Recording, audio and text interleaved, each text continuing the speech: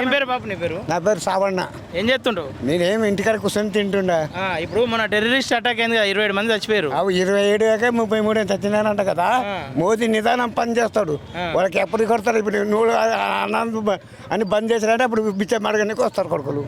ఇప్పుడు మరి యుద్ధం చేద్దామంటారు, చేసుడు కరెక్టే అంట? కరెక్టే, లైన్ కరెక్ట్.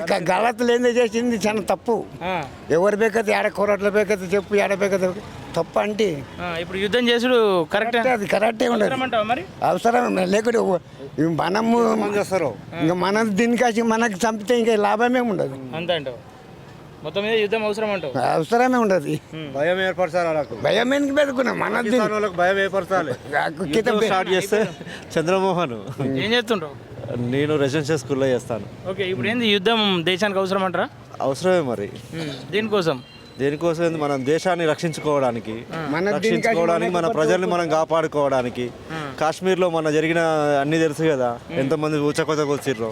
వాళ్ళని కాపాడుకోవాలంటే మనం యుద్ధం ప్రకటిస్తేనే వాళ్ళ భయం అనేది ఏర్పడుతుంది వాళ్ళకు. అవసరమే యుద్ధం అవసరమే మనకు. ఇప్పుడు మన దేశం బలం ఏందో మనం నిరూపించాలి కదా. దానికి నిరూపించాలంటే యుద్ధాన్ని ప్రకటించాల్సిందే. ఓకే అన్న. మీ పేరన్నా? రవి. ఇప్పుడు మన ఉగ్రవాదుల దాడిలో కొంతమంది చచ్చిపోయారు కదా. ఇప్పుడు మన దేశం ఏమంటారు, యుద్ధం చేయాలని చెప్పేసి భావిస్తూ ఉందంట. మరి యుద్ధం అవసరం అంటారా? అవసరమే. యుద్ధం ఎందుకు అని చెప్పేసి అంటారు కదా కొంతమంది. అవసరమే అన్న. అవసరమే అంట.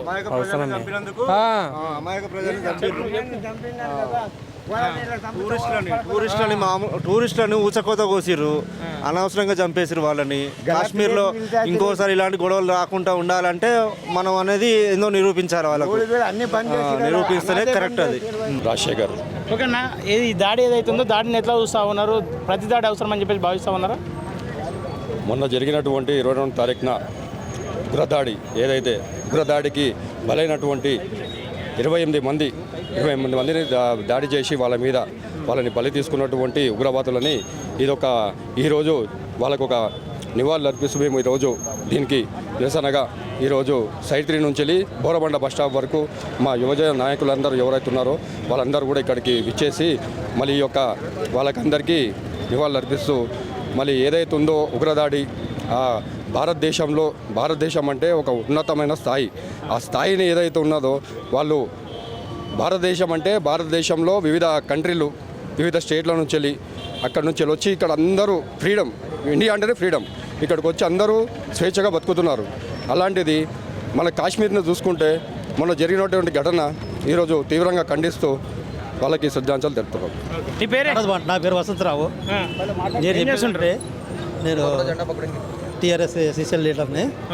ప్రపంచ పటంలో పాకిస్తాన్ అనేది లేకుండా చేయాలి. ఈ తీవ్రవాదం ఎంత ప్రమాదకరం అంటే చాలా ప్రమాదకరమైనది ఇది. దీన్ని ఖండించాలంటే ప్రతి ఒక్కరు ఖండించాలా. కానీ ఒకటి చెప్తా, కేంద్రాలు ఏది ఉన్నా సరే యూత్కి కూడా మనం సిద్ధం చేయాలంటే మనకు కూడా గన్నలు ఇవ్వాలి. సిద్ధం చేయాలంటే మనకు కూడా కలిపి ఒక మిలిటరీ కాదు, అందరం కలిసి యుద్ధం చేయాలి. దీనికి మా ప్రతి ఒక్క యూత్ కానీ ఏ విధంగా కానీ మళ్ళా నాయకులు కానీ ఎవరైనా సరే దీన్ని తీవ్రంగా ఖండించాలి. దీన్ని ఖండిస్తున్నాం. దీన్ని ముస్లింలు హిందువులకు మధ్యలో గొడవల చిత్రీకరిస్తారు కొంతమంది. దీన్ని ఎట్లా చూస్తారు, మీరు ఎట్లా చూస్తారు? ఇది ముస్లిం హిందువులు కానీ కాదండి, ఇది ఒక పాకిస్తాన్ వరకే. దీనికి మా దగ్గర ఉండగా ముస్లిమ్స్ అంతా ఒకటే, అంతా సోదర భాగంగా ఉండే ఇండియాలో.